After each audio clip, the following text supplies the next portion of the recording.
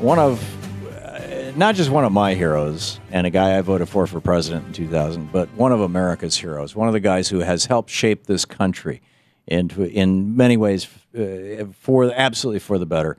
The attorney, the consumer advocate, the five-time candidate for president of the United States, author of numerous books, including his most recent book, Unstoppable, the Emerging Left-Right Alliance to Dismantle the Corporate State. And I think he's really onto something with this. Ralph Nader's on the line with us. Ralph Nader, welcome back to the program. Thank you, Tom. It's always good to be a scholar, an author, and a talk show host extraordinaire. Well, thank you. Thank you. Tell us Unstoppable. Why that title? What are you talking about? Because there's a huge area of agreement in one sector of our reform after another in our country that left-right agree on. They've been divided and ruled by the corporate supremacists and their toadies in Washington. So they focus on their disagreements like reproductive rights, school prayer, gun control.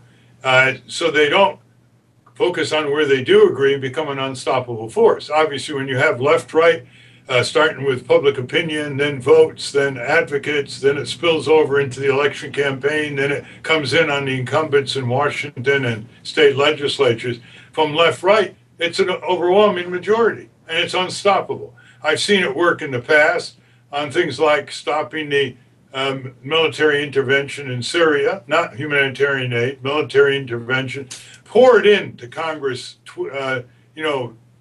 emails poured into the House and Senate, 100 to 1, 60 to 1, 80 to 1. It was unstoppable. It turned it around. And we've passed bills in the past, Whistleblower Protection Act, False Claims Act, beating the Clinch River breeder reactor, only because the people in Congress saw that it was coming at them both from the left and the right.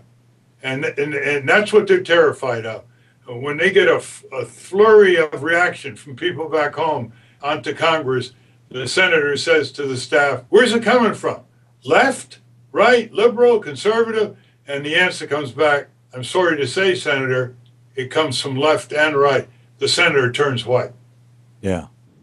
Or some variation thereof. So in your book, you identified, correct me if my recollection is wrong, 27 areas where there are these left-right coalitions that we could possibly be working with, massaging, bringing to the fore to create this unstoppable force?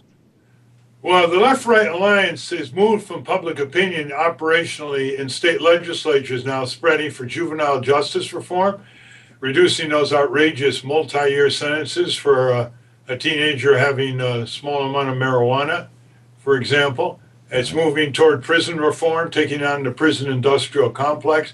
You have Newt Gingrich and Grover Norquist on the right forming this group, Right on Crime, because why they say should a taxpayer pay to incarcerate nonviolent inmates who don't need that kind of incarceration for 5, 10, 20 years at $50,000 an inmate per year.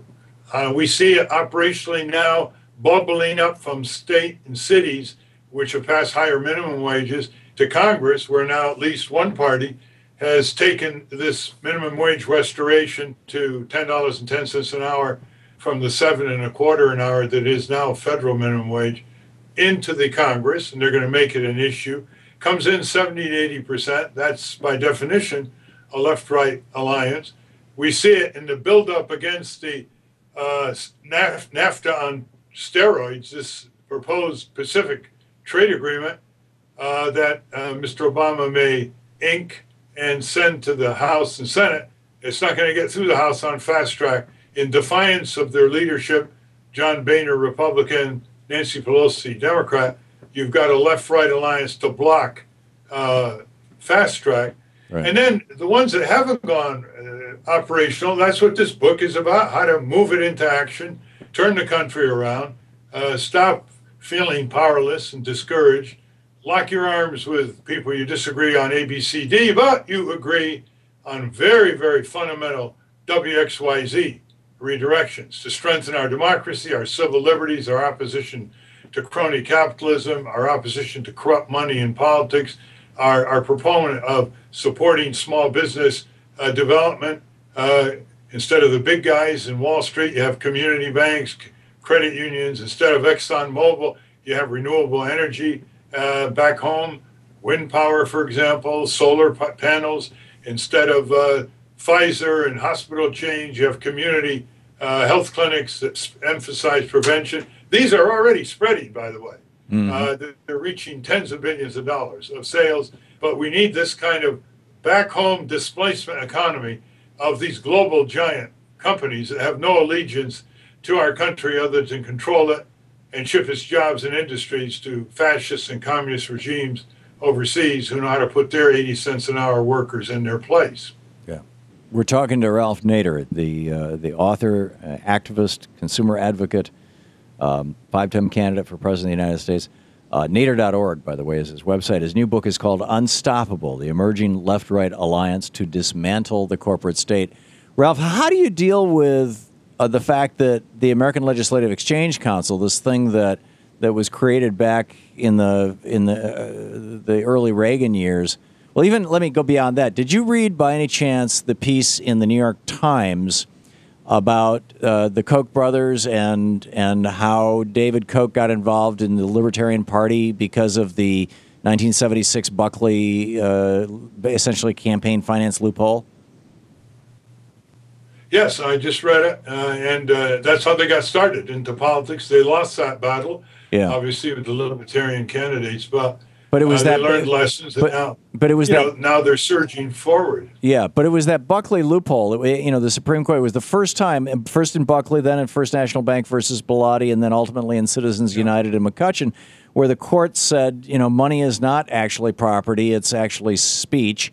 And corporations actually, Abe Lincoln actually fought the Civil War to free the corporations. The 14th Amendment includes them. And apparently George Washington, fought the Revolutionary War to free the billionaires. I don't read it that way, obviously. I know you don't either. But how, with Alex still around, how do you take on this serious corporate money that is powerful? And I mean, for example, in California, vast majority of people wanted to know if there were GMOs, genetically modified organisms, in their food. Vast majority. So they held a public referendum. Let's put it on the ballot. Monsanto and Dow and a bunch of companies come into the state, drop a few tens of millions of dollars into advertising, and the thing loses. How do you deal with that? Well, first of all, the people who wanted genetically modified foods labeled in the supermarket, they spent $7 million, and the other side, Monsanto, probably spent $30 million. Very deceptive ads, but I don't think the strategy was all that great on our side. I think a little better strategy might have won it, opening up the Monsanto monstrosity. Instead, they didn't make Monsanto the issue. They just said, well, you have a right to know. Well, that's fine, but that's not enough when Monsanto's saying you're going to pay more for groceries, which is a completely false statement. Right. Other countries, including China and countries in Europe, have required labeling for genetic. Well, we've repeatedly tweaked our labeling requirements, and it doesn't cause a sudden increase in prices of groceries. That's right. Sodium. But look at where the Koch brothers are losing, because big money only works for politicians who want to use it to get votes. But what if they can't get votes with big money? What if the votes are smart? What if they have a left-right alliance, as they are now in state legislatures in the southern states, to advance solar panels and the solar panel industry in neighborhoods around these southern states? Right. Well, the Koch brothers representing oil and gas. Ralph, we got to take a quick break here. Just hold on for just a few seconds. We'll be right back. We're talking with Ralph Nader. His website, nader.org. This is the Thom Hartmann Program. Ralph Nader's most recent book, Unstoppable, the Emerging Left-Right Alliance to Dismantle the Corporate State. More with Ralph Nader in just a moment.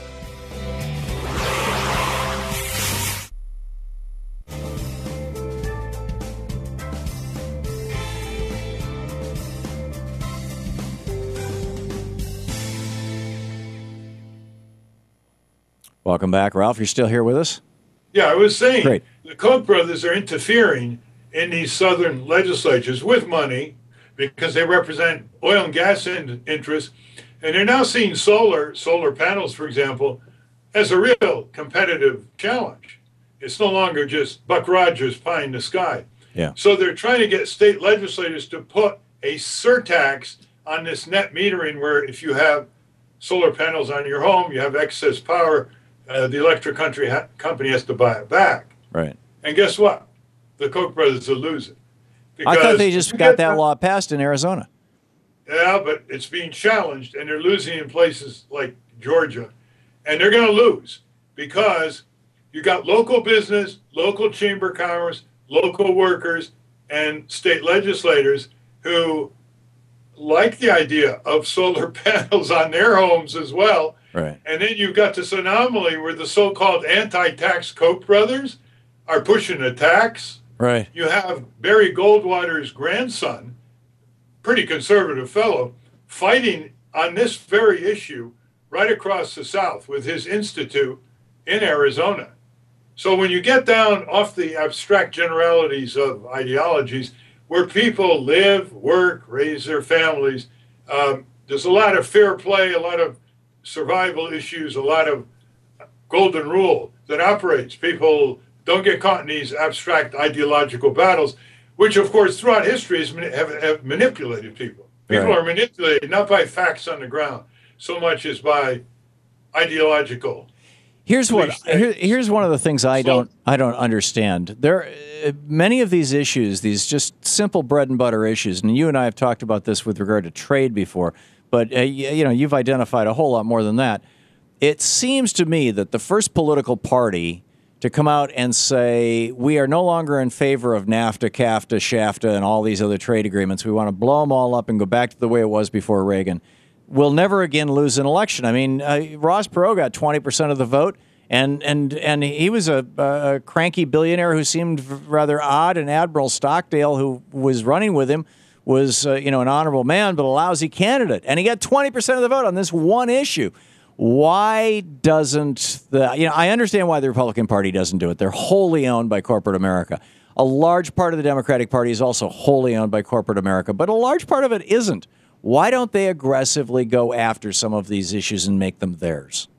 Short-sighted campaign cash. In other words, it's encapsulated in this phrase that the Democrats who want campaign finance reform always back off with this phrase. We're not going to unilaterally disarm against the Republicans for the coming election. And then it's always a coming election. Right. They don't have a long-range view. You're right. This is a winning issue.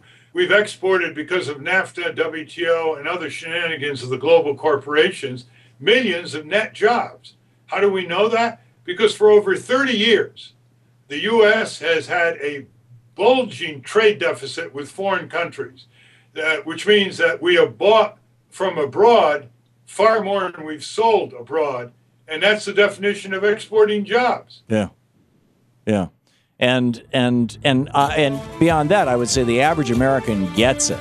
Okay, we got to take another just very, very short break here. We're talking with Ralph Nader. Ralph, we'll be right back with you. Hang on. The attorney, the consumer advocate, five-time candidate for U.S. president, and his new book is called Unstoppable. Ralph is really, Mr. Nader here is really on to something here. Unstoppable, the emerging left-right alliance to dismantle the corporate state. We'll be right back with more of Ralph Nader. Nader.org.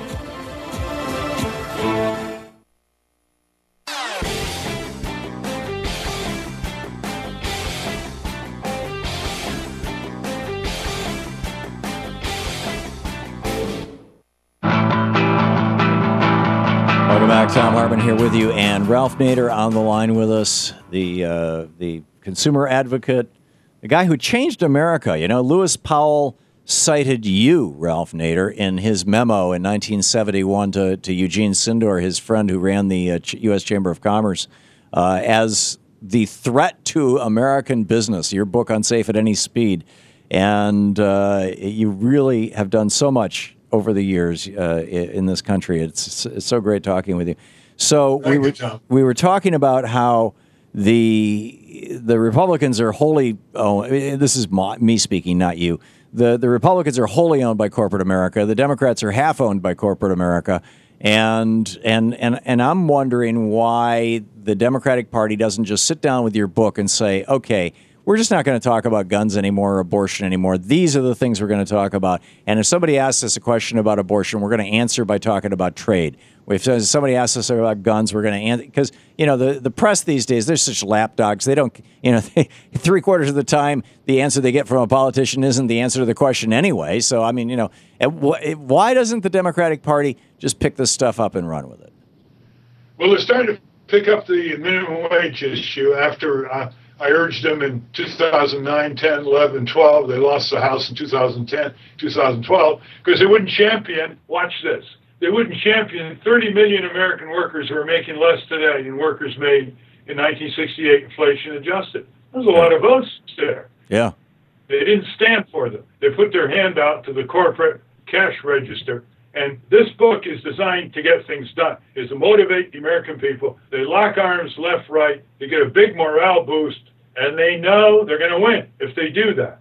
And this book is for readers, thinkers, and doers who are serious about the country's future. Let's face it, you don't need more than 1 or 2% of real active citizens spread out in congressional districts reflecting massive public opinion to turn this country around. It's easier than we think.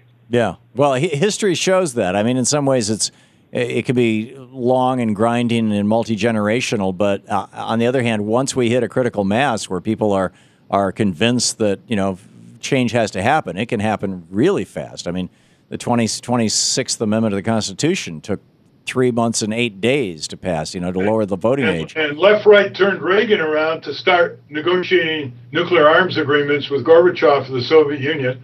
He saw well-dressed Republicans walking down in these massive marches in New York and Washington. And I've got a lot of examples in the book. We're going to have a unprecedented conference on the theme of this book, Left-Right Alliance to Dismantle the Corporate State, on May 27th in Washington, D.C. It's going to be attended to by libertarians, conservatives, liberals, progressives, and we hope to be able to stream it so more people can watch it. I sent the book to Obama. He hasn't responded yet. But you're right. We're going to have a left-right event on Capitol Hill so that this thing gets moving. Usually Congress and the White House are the last to hear the message from back home. Yeah, I've noticed that. I've noticed that.